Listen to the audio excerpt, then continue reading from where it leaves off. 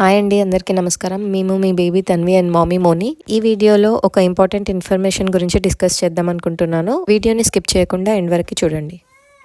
ఈరోజు Friday evening నాకు popcorn తినాలనిపించింది. So ఇక్కడ పాప్కార్న్ ప్యాక్ మైక్రోవేవ్ చేస్తున్నాను.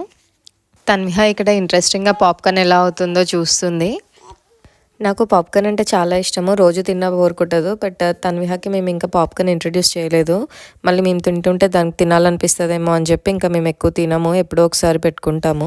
తన్విహకి ఇంకా పాప్కార్న్ ఎందుకు ఇంట్రడ్యూస్ చేయలేదు అనుకుంటున్నారా? అవునండి, పాప్కార్న్ పిల్లలకు అస్సలు మంచిది కాదు.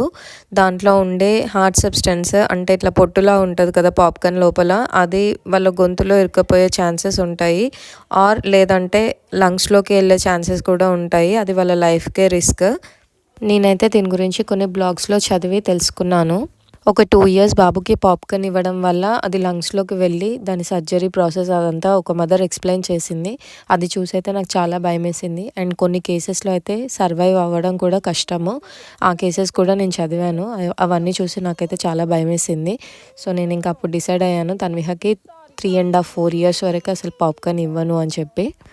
నేను రీసెంట్గా బయటకు వెళ్ళినప్పుడు ఒక ఈవెంట్లో పిల్లలకి పాప్కార్న్ ఫీడ్ చేయడం చూశాను. నేనైతే అక్కడ వాళ్ళకి చెప్పాను పాప్కార్న్ వాళ్ళకి మంచిది కాదు అని చెప్పి, 4 years లోపు పిల్లలకి.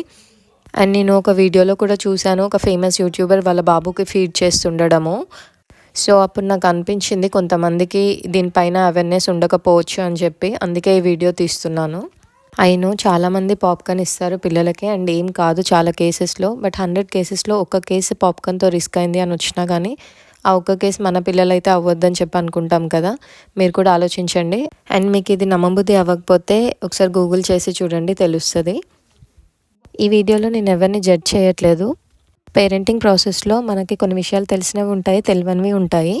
తెలియనివి మనం వేరే వాళ్ళ దగ్గర నుంచి తెలుసుకుంటాము. అందుకే నా దగ్గర ఉన్న ఇన్ఫర్మేషన్ తెలియని వాళ్ళకి హెల్ప్ అవుతుంది అని చెప్పి ఈ వీడియోలో షేర్ చేసుకున్నాను. మా వీడియోస్లో తన్విహకి ఫుడ్ పెట్టడము, దాన్ని ఆడిపించడము అవన్నీ ఉంటాయి. నేను ఈ ప్రాసెస్లో ఏదన్నా మిస్టేక్ చేస్తే ప్లీజ్ నాకు కమెంట్స్లో చెప్పండి, నేను కరెక్ట్ చేసుకుంటాను. మా వీడియోని లాస్ట్ వరకు చూసినందుకు థ్యాంక్స్ అందరికీ. సబ్స్క్రైబ్ చేసుకోవడం మాత్రం మర్చిపోకండి ప్లీజ్. బాయ్ చెప్పు. డిస్క్లైమర్, ఈ వీడియోలో ఉన్న ఇన్ఫర్మేషన్ అంతా నేను తెలుసుకుంది మాత్రమే. ఇది కరెక్టా కాదా అని తెలుసుకోవడానికి మీరు రీసెర్చ్ చేయండి.